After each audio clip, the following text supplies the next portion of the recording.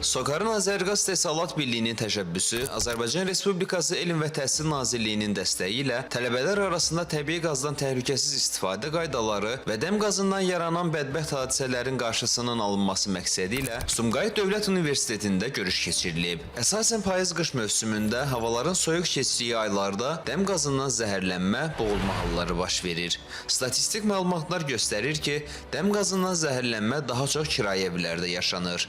Xüsusilə tələbələr büdcələrinə uyğun olaraq daha münasib, ancaq standartlara uyğun olmayan qaz cihazları ilə təchiz olunan fərdi yaşayış evlərinə və ya mənzillərə üstünlük verirlər. Üstəlik, tüstü bacalarının vaxtında təmizlənməməsi də dəm qazından boğulma hallarını qaçılmaz edir. Məhz bu səbəbdən Azərqaz Təsərrüat Birliyi bu aksiyaya start verərək tələbələrlə mütəmadi görüşlərə qərar verib. Dəm qazı yenə də bir yanlış təəssürat var ki, qazın tərkibində var bu qaz, nədirsə yanan əmələ gəlir və yaxud qazın tərkibi çirklidir, ondan əmələ gəlir və yaxud nəyisə qatırlar, ondan əmələ gəlir. Təbii qazın tərkibində nəyin olmasından, artıq əksik olmasından asılı olmayaraq dəm qazı əmələ gələ bilməz. Biz birinci növbədə məkanı oksigenlə təmin eləməliyik. Nə etməliyik? Qaz qurğusu quraşdırılan məkan haradısa, oranın ya hava çəkən yeri biz nəfəslik deyirik, o olmalıdır. Qapının içərisində, aşağı hissəsində hava girən yer olmalıdır və dəliklər və yaxud da ki, açıq bir yer.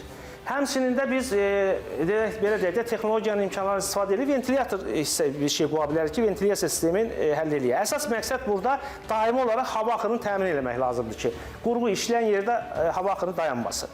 Bu birinci şərtdir. İkinci şərt nədir? Bu qurğu işləyir.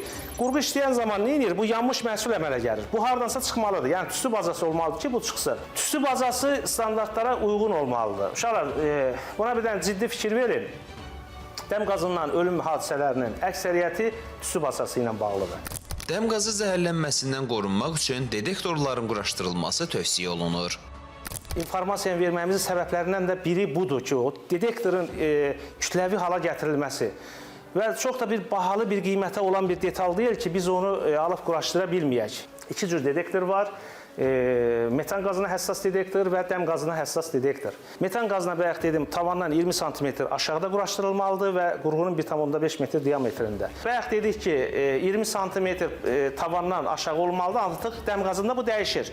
Çünki dəm qazının ağırlıq dərəcəsi təxminən havadan 1,2 dəfə yüngüldür. 1,8 dəfə yox, çünki ağırlaşmış məhsuldur, yanıb tamam yanmış məhsuldur. Ona görə də onun detektoru təxminən məkanın yarısının 3/2 hissəsində, yarısından biraz yuxarı. Yəni, belə deyək ki, 3 metr hündürlük varsa, təxminən 1,5-dən yuxarı olur. O olur hardasa 2 metrə yaxın. O hissədə quraşdırılır. Çünki bu artıq havadan çox daha yüngül olmadığına görə bu məkanla yığılmağa başlayır. Və siqnal verir, dediyim kimi səni xəbərdar edir, klapana da qoşula bilir.